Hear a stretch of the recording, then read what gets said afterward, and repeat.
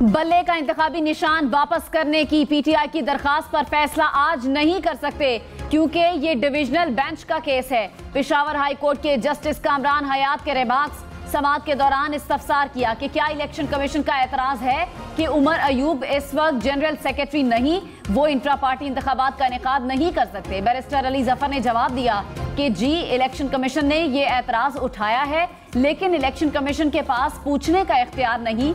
Election commission के पास किसी भी सियासी पार्टी के ओहदेदार की तकर्रुरी इंट्रा पार्टी इंतखाबात का लदम करार देने का इख्तियार नहीं।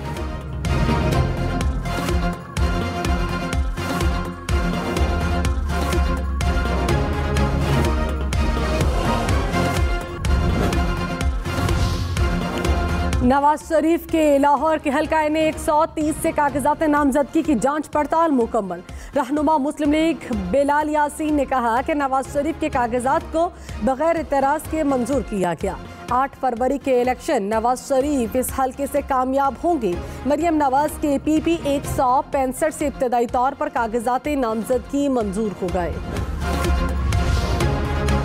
बिलावल भुट्टो के लाड़काना और कंबर से कागजात नामजदगी दुरुस्त करा। चेयरमैन पीपल्स पार्टी NA 194 और NA 196 से मैदान में उतरेंगे।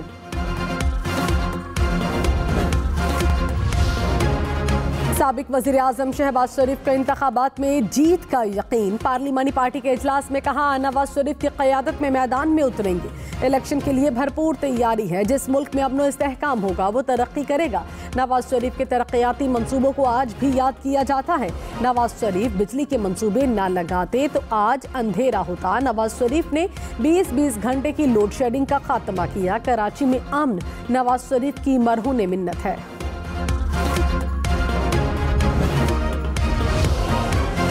तहरीक इंसाफ ने आम इंतखाबात के दौरान लेवल प्लेइंग फील्ड के मामले पर सुप्रीम कोर्ट में तौहीन अदालत की दरखास्त दायर कर दी। दरखास्त में कहा कि 22 दिसंबर को सुप्रीम कोर्ट ने कहा था कि इलेक्शन कमीशन PTI की दाद-रसी करे। इलेक्शन कमीशन ने अदालत के 22 दिसंबर के फैसले पर अमल दरामद नहीं किया। सेक्रेटरी इलेक्शन कमीशन, चारों सूबों के चीफ सेक्रेटरीज और IGs को फरीक बनाया गया।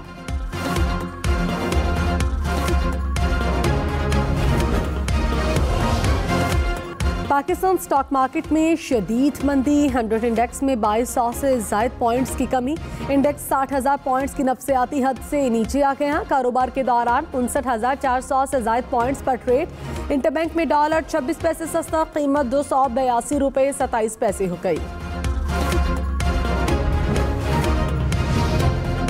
मुल्क भर में आम इंतखाबात के लिए कागजात नामजदगी की जांच पड़ताल का दूसरा रोज। मुस्लिम लीग नून की मरियम औरंगजेब, शाइस्ता परवेज, उज़मा बुखारी के कागजात नामजदगी मंजूर। PTI के रहनुमा लतीफ खोसा के कागजात भी दुरुस्त करार। पीपल्स पार्टी की रहनुमा हिना रब्बानी खर, शर्मिला फारूकी के कागजात नामजदगी मंजूर हो गए।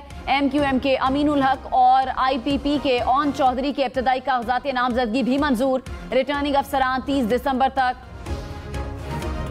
पाकिस्तान मुस्लिम लीग नून ने इंतखाबात की तैयारियां तेज कर दी। इंतखाबी उम्मीदवारों को टिकट्स देने की हतमी तजावीज़ पर गौर। नवाज शरीफ की ज़ेर क़यादत पार्लिमानी पार्टी के इजलास में लाहौर डिवीजन के 3 अजला, कसूर, शेखपुरा, ननकाना साहब से ताल्लुक़ रखने वाले उम्मीदवारों के इंटरव्यूज़, शहबाज शरीफ, मरियम नवाज और दीगर रहनुमाओं की शिरकत।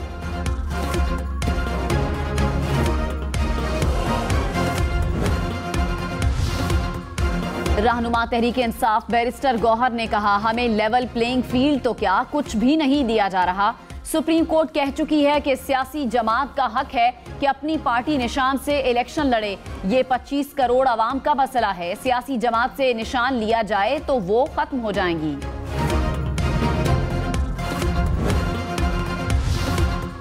रहनुमा मुस्लिम लीग नून जावेद लतीफ ने कहा साबिक चेयरमैन PTI को तहरीक अदम एतमाद के जरिए हटाया गया मगर ये मासूम और हम जालिम कहलाए।